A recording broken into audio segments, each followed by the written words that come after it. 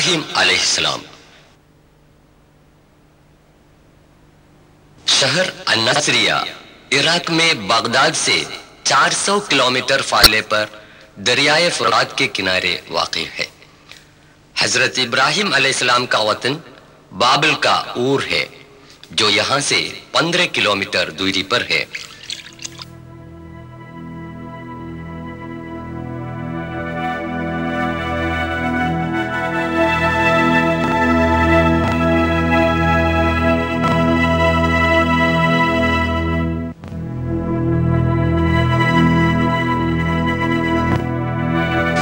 تقریباً 4000 سال پہلے حضرت ابراہیم علیہ السلام یہاں پیدا ہوئے۔ خلیل اللہ ابراہیم علیہ السلام کے ایمان کی پختگی اور ایثار و قربانی کا ذکر کئی مرتبہ آیا ہے۔ یہ حضرت ابراہیم علیہ السلام کا مکان ہے۔ قرآن شریف میں 69 موقعوں پر ان کا نام آیا ہے۔ حضرت ابراہیم علیہ السلام کی قوم چاند کی دیوتا کو اور کا رکھوالا سمجھتی تھی۔ بادشاہ نمرود نے اس کی پوجا کے لیے مندر تعمیر کیا۔ بعد میں یہ مندر نئے سرے سے تعمیر کیا گیا۔ ساتھ جو ہے عراقی سپاہی اور اور کا رہنما ہے۔ ابراہیم علیہ السلام نے اپنے والد بادشاہ نمرود اور اپنی قوم کو بت پرستی کی بے عقلی سے آگاہ کیا، جو قریب 5000 دیوی دیوتاؤں کی پوجا کرتے تھے۔ انہوں نے اعلان کیا کہ اپنے ہاتھوں سے بنائے ہوئے اندھے اور بہرے بتوں کی پوجا کرنا سرکشی اور بیوقوفی کے سوا اور کچھ نہیں۔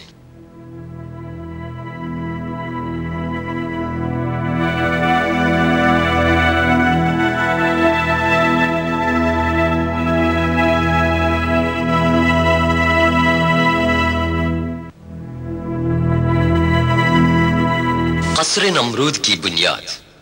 تقریباً 38 میٹر لمبے چوڑے اس محل میں کئی کمرے تھے۔ انہوں نے بتوں کو بے جان ثابت کرنے کے لیے ایک تدبیر کی۔ ان بتوں میں سے چندوں کو توڑ پھوڑ کر بڑے بت کے گلے پر کلہاڑی لٹکا دی۔ اس الزام میں بادشاہ نے فیصلہ کیا کہ ابراہیم کو آگ کے الاؤ میں پھینک دے۔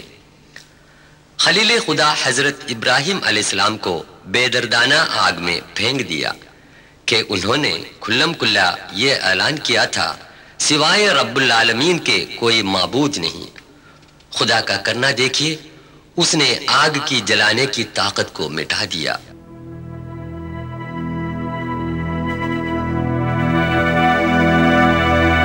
سورہ 21 انبیاء آیت 69 میں خدا فرماتا ہے، قلنا يا نار كوني بردا وسلاما على إبراهيم وأرادوا به كيدا فجعلناهم الأخسرين۔ ہم نے حکم دیا اے آگ تو ابراہیم پر ٹھنڈک اور آرام ہو جا، وہ اس کا برا چاہنے لگے، پھر انہی کو ہم نے نقصان میں ڈالا۔ گھر بار چھوڑ کر سخت منزلیں طے کرتے ہوئے حضرت ابراہیم علیہ السلام 1200 سے زائد کلومیٹر دور فلسطین پہنچے۔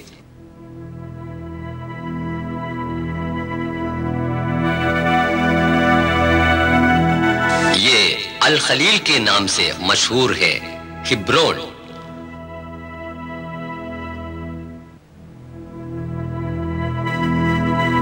آپ کی قبر اس الخلیل مسجد کے قریب ہے۔ ارشاد الہی کے مطابق پیری میں پیدا ہوئے ننھے بچے اور بیوی ہاجرہ کو 1500 کلومیٹر دور ملک عرب کے سنسان علاقہ مکے میں چھوڑ کر فلسطین واپس آئے۔ مکے کی خوش وادی میں پانی کی تلاش میں صفا مروہ کے درمیان بیوی ہاجرہ بھاگی پھری۔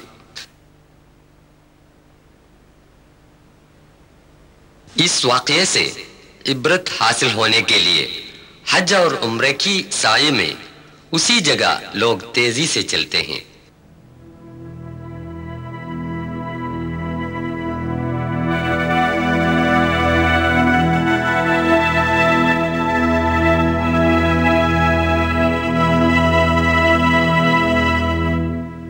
مکے کی ویران وادی میں وہ ننھا سا بچہ پیاس کے مارے پاؤں مار مار کر رونے لگا تو وہیں سے ایک چشمہ پھوٹ نکلا.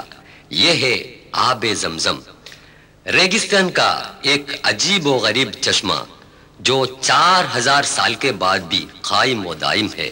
خدا کا عجیب کرشمہ دیکھیے کہ یہ چشمہ لاکھوں انسانوں کے برابر استعمال سے بھی سوکھا نہیں گیا.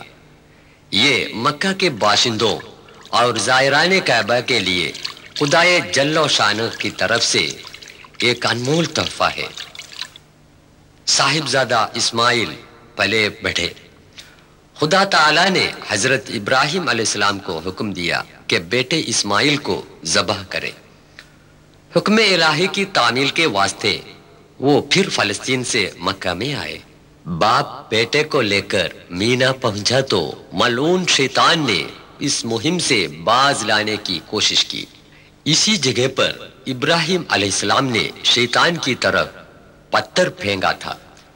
حضور اکرم صلی اللہ علیہ وسلم کے حکم کے مطابق فریضہ حج کے موقع پر اسی جگہ پر جب پتھر پھینکتے ہیں تو ساری شیطانی طاقتوں اور برائیوں سے مقابلہ کرنے کا جوش و خروش اور ایمان ہم میں پیدا ہوتا ہے، نہیں تو وہ بالکل بے روح بن جاتا ہے. اللہ اکبر کے نعرے کے ساتھ پتھر پھینکے جاتے ہیں. پتھروں کا ستونوں پر لگنے کی ضرورت نہیں، اس محیطے میں گرنا ہی کافی ہے. پتھر پھینکنے سے حاجی لوگ یہ قسم کھاتے ہیں کہ خدا کی مرضی سے بڑھ کر اور کچھ نہیں.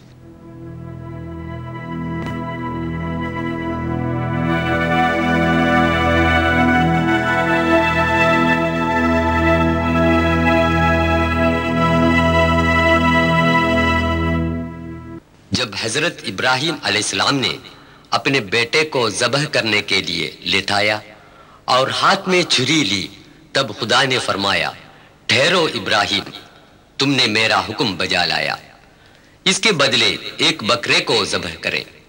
خدا کی راہ میں سب کچھ قربان کرنے کی آمادگی ہی اس کا مقصد ہے. جب بیٹا بڑا ہو گیا تو خدا کا حکم ہوا کہ دونوں مل کر پرانی بنیاد پر خانہ کعبہ کی تعمیر کریں. مسلمانان عالم کے اس روحانی مرکز کعبہ شریف کا طواف کرنا حج اور عمرہ میں فرض ہے.